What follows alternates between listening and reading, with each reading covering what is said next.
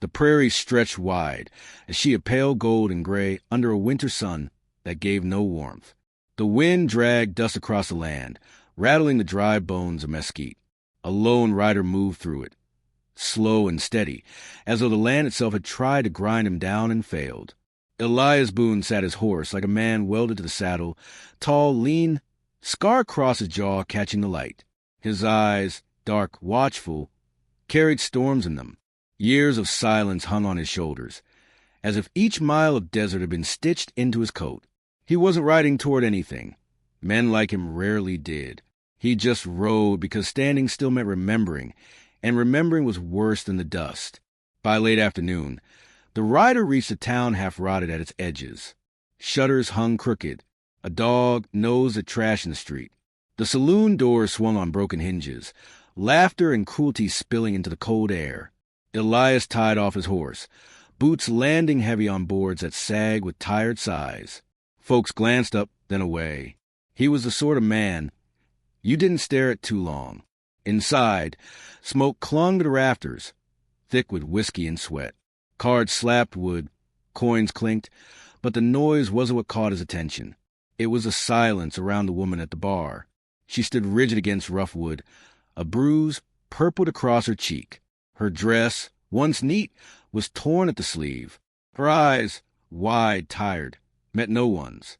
A hand came down hard across her back, shoving her against the counter. She didn't cry out. She only straightened, shoulders stiff, as if she had learned that dignity was the only weapon left. Her name, murmured in whispers Elias half-heard, was Miriam Ashford, a widow, remarried to a man no one respected but no one crossed. That man, Harlan Crick, loomed at her side, his face red and wet with drink, his grin split wide with meanness. He slapped her again, open-handed, the crack sharp enough to slice the noise from the room. Men who'd been laughing froze, then looked down at their glasses. Not one moved. The sound lingered in Elias's chest. A memory too close. Another woman, another night. Screams he hadn't reached in time. His jaw worked. His hand curled slow around the edge of the bar. Crick hit her again, harder. She stumbled but caught herself, lifting her chin like a queen among cowards. That, more than the blows, stirred Elias Boone from the shadows of his silence. He stood, boots against the floorboards, a scrape of chair legs. The whole saloon turned, and a hush swept like a cold wind through the room. Elias didn't shout, didn't posture. His voice was low, steady, carrying more weight than gunfire. "I'll kill any man who touches her." The word slid across the room, like a blade drawn slow from its sheath. Harlan Crick's grin faltered. For a moment, just a flicker. He saw the kind of man Boone was, the kind who had nothing left to lose. Then he barked out a laugh, though it shook at the edges. "You talking to me, Drifter?" Elias didn't blink. "Try me and you'll find out." The saloon held its breath. The piano player's hands hovered, afraid to strike a note. The smoke itself seemed to pause in the air. Crick puffed up, spit dark tobacco onto the floor. But he didn't swing again. His drunken courage faltered beneath Boone's silence. With a snarl meant to save face, he shoved off the bar, staggering toward the door. "Ain't finished with you, Miriam," he spat, pointing at her with a finger that shook too much. To Elias, he added, "This town will turn on you, stranger. You'll see." The doors banged behind him. His curses trailed off into the night. No one spoke. Men kept drinking, pretending nothing had happened, but their eyes slid toward Boone, wary and sharp. He'd broken the unspoken law of the town. Don't meddle in another man's wife, even if she bled for it. Elias turned, meeting Miriam's gaze.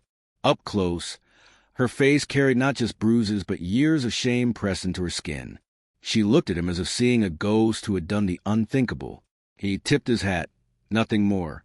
Then he stepped out into the cold night. The wind bit sharp, tugging his coat.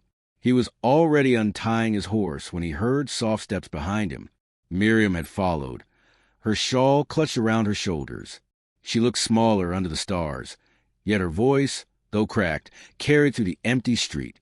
"Why?" He stopped, one boot in the stirrup. The lantern light caught the scar along his jaw as he turned his head. His eyes were storm-still, but storms that carried memory, not malice. No woman deserves a beating for breathing. Simple. Final.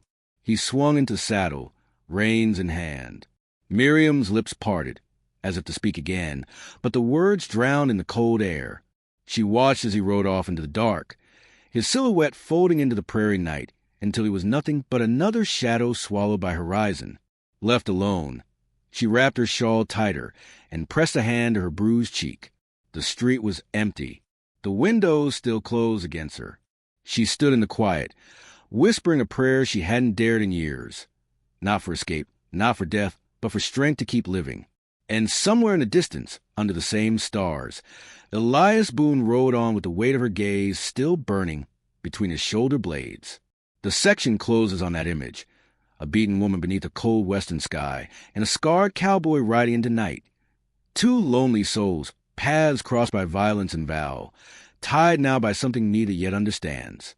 Morning came hard in that town, the sun dragging itself up like an old mule, casting long shadows over roofs warped by weather. Miriam Ashford rose from her cot with bruises stiff on her ribs, the ache a constant reminder of Crick's fists. She wrapped her shawl tighter, not from cold, but from the eyes of neighbors who judged more than they pitied. At the well, women drew buckets and whispered. Miriam stepped forward, but they shifted, closing ranks, their silence sharper than any insult. She filled her bucket alone, shoulders rigid, face turned away. Shame had become her daily garment, worn heavier than wool. By mid-morning, Crick's curses had already filled the street. He staggered through town, boasting, threatening, letting every man know he'd settled with the stranger who'd shamed him. No one corrected him. No one dared. Miriam kept her eyes low, though each word lashed her skin like a whip. It was late that day when she saw him again. Elias Boone had returned, though whether by chance or purpose, she couldn't tell. He was at the general store, a sack of supplies slung over his shoulder. He didn't speak to anyone, didn't linger, just paid and stepped outside. She thought that was the end of it, until he paused at the sight of her.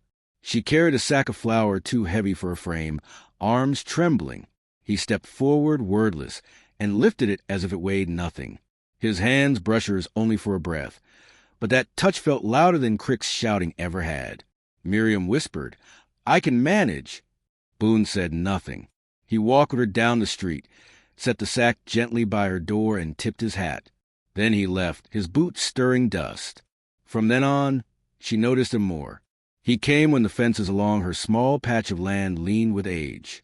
He came when would split wrong in her hands, stacking fresh logs by her door without knocking. He never stayed long, never asked for thanks, never lingered past dusk. Yet his presence was steady like the prairie wind, unseen but always felt. The town noticed, too. Whispers grew. Women clucked tongues. Men muttered. The preacher's wife crossed the street rather than past Miriam. In the saloon, laughter turned sharp, mocking Boone as a fool chasing spoiled goods.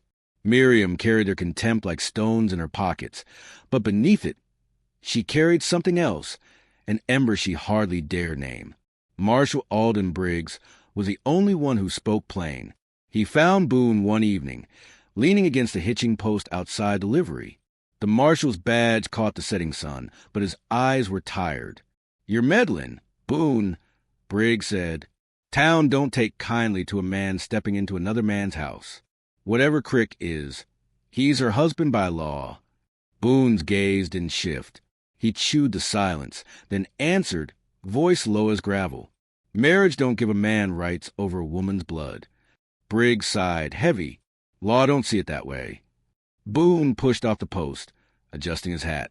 "Then the law's blind." The marshal didn't stop him. He only watched, torn between duty and conscience. That night, Miriam found Boone outside her cabin, setting down another load of wood.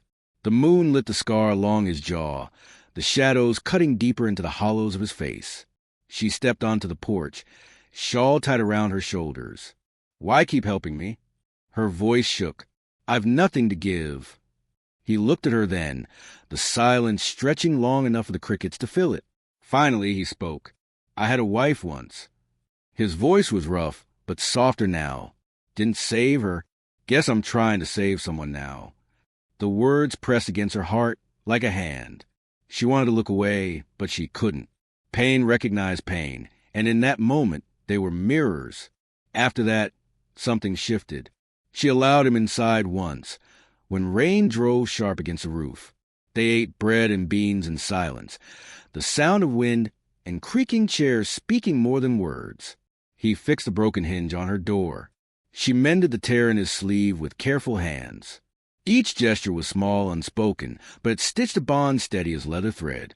But peace in the West never lasted long. Harlan Crick returned one night. When Boone was gone, his anger swollen from drink and pride. He dragged Miriam through the street by her arm, shoving her into dirt while neighbors watched from porches. "Whore," he spat. "Think you're better'n me, letting that drifter hang around?" His boot struck her ribs, hard enough she gasped. Marshal Briggs appeared, pulling Crick back before murder was done. "Enough!" the marshal barked, but his grip shook as he hauled the man away. Crick shouted curses, promising worse to come. Miriam lay in the dust, the town's eyes heavy on her. Not one reached down. Not one offered a hand. She pulled herself up, blood on her lip, shawl torn, dignity scraped raw but unbroken. She walked home alone. When Boone returned and saw her battered, the silence in him broke. He knelt beside her, rough hands trembling as they lifted her face. The scar on his jaw pulled tight, his eyes black with fury. She whispered, "Leave me, it'll only get worse." Boone shook his head, voice iron. "No, it end with me." The vow was low, but it carried through the room like thunder. That night, Miriam sat by the firelight, tears streaking her face, whispering to herself, "Maybe I deserve to live." The words shocked her, fragile as a newborn foal. She clutched them close. Outside, under the stars, Boone sat sharpening his knife, the rasp of steel against stone steady, final. His shadow stretched long against the earth. He knew the storm was coming, and this time he would not let it pass her by. The bond between them was no longer tentative. It was forged in bruises and silence, in small mercies and hard vows. Not love spoken, not yet, but loyalty deep as the roots of the prairie grass. And the prairie itself seemed to hold its breath, waiting for the reckoning it knew must come. Lantern light bobbed along the ridge. For riders, shadows long and mean against the prairie. Their voices carried, drunk and cruel, taunting like coyotes around a dying fire. Miriam heard them first from inside her cabin, her hands frozen on the bread she had been kneading. The sound hollowed her chest. She knew that laugh, that slurred curse. Harlan Crick had returned, and this time he hadn't come alone. Elias Boone was already outside, standing before the cabin with his rifle across his arms. His silhouette was cut sharp against the glow of the small fire, his hat low, his stance steady as stone. He did not move when the riders drew closer. He only waited. The horses snorted, hoofs thudding as the men circled. Sparks in their lanterns lit cruel grins, tobacco spit, and eyes gleaming with violence. Crick reined forward, face twisted with rage and whiskey. "Step aside, Boone. She's mine. My wife. Law says so." Boone's voice carried low, iron wrapped in dust. "Law don't own her. You don't own her. Touch her again, and you'll be buried in this dirt." The words rippled across the prairie like a drumbeat. Miriam, standing in the doorway, clutched her shawl tight, but did not step back. Fear still knotted her, but something else lived in her eyes now, a spark that hadn't been there before. One of Crick's men spat and pulled his revolver. The night split wide with the crack of Boone's rifle. The outlaw toppled from his horse before his gun cleared leather, hitting the dust hard.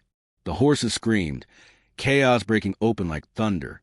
Gunfire erupted, sparks flashing in the dark. Boone moved with grim precision, each shot purposeful, no motion wasted. The prairie lit in bursts of fire and smoke, the air filling with the acrid tang of powder.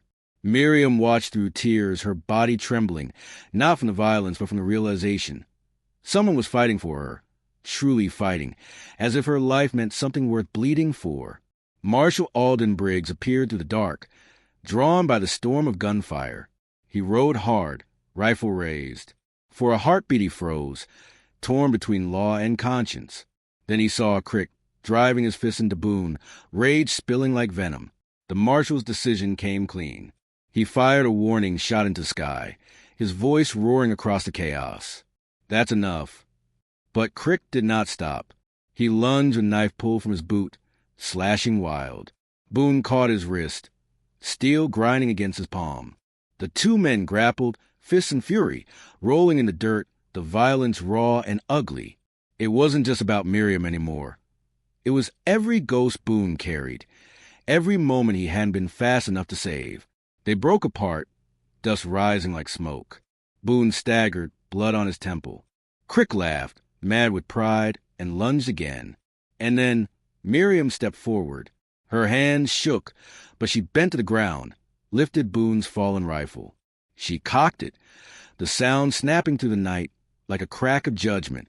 Her voice carried, thin but steady. No more.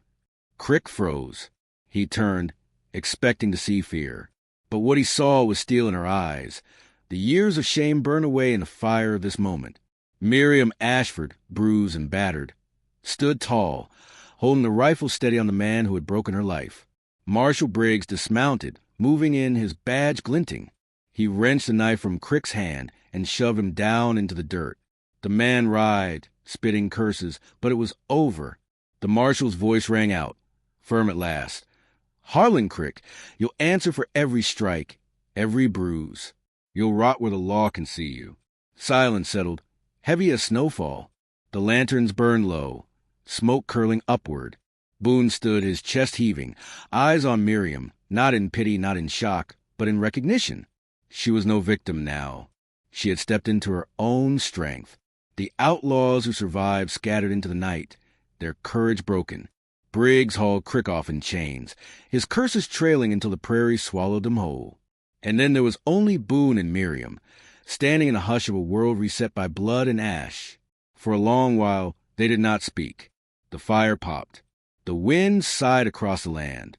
Boone's hand trembled as he tipped his hat toward her, the faintest gesture of respect. Miriam lowered the rifle, breath shaking, but she met his gaze and did not look away.